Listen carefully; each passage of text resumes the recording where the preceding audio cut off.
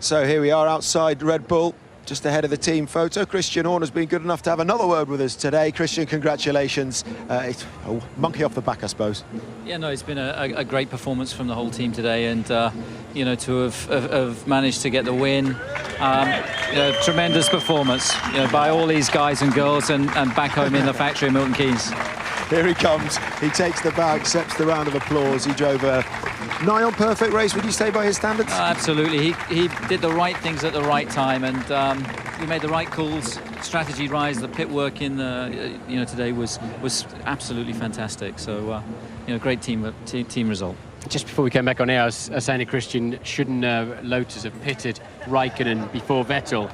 And Christian made a very valid point that if they had have done, he would have come out behind Mark Webber in the sister Red Bull, who wouldn't have been that helpful. So our concept that they should have pitted one lap before you wouldn't necessarily work, do you think? I don't think so, because I'm sure Mark wouldn't have waved him past, but it just panned out perfectly for us.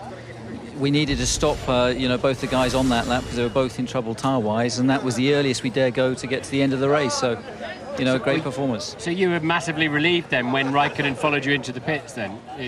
Because we thought we could take him on in a pit stop, and the boys turned the car around a second quicker, which was phenomenal. So I was quite pleased to see him follow us in. Christian, you're being dragged away for the photo. We'll let you go there. Maybe you can come back and join us afterwards if it's not too much trouble. Well done.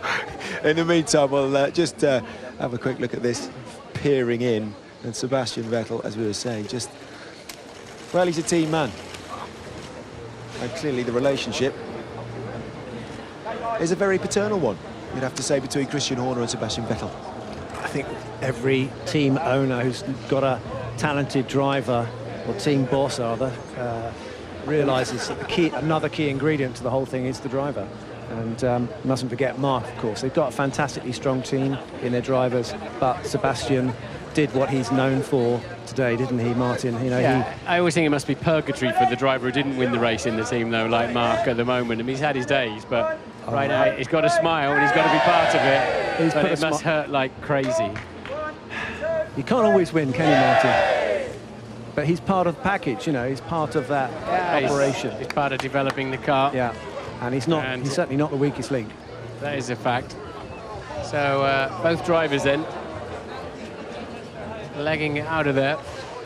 Just enjoying it. I mean, you were saying there about the way Mark Webber's performed so far this season. Yes, Sebastian Vettel, when the car was performing at its best, he extracted the best out of it. Do we read anything into that?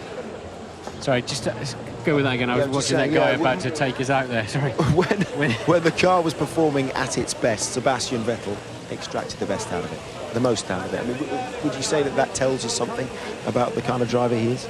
Yeah, I think it's clear that Sebastian Vettel has got a special talent. He's young, he's also driving maturely, and he's using the equipment.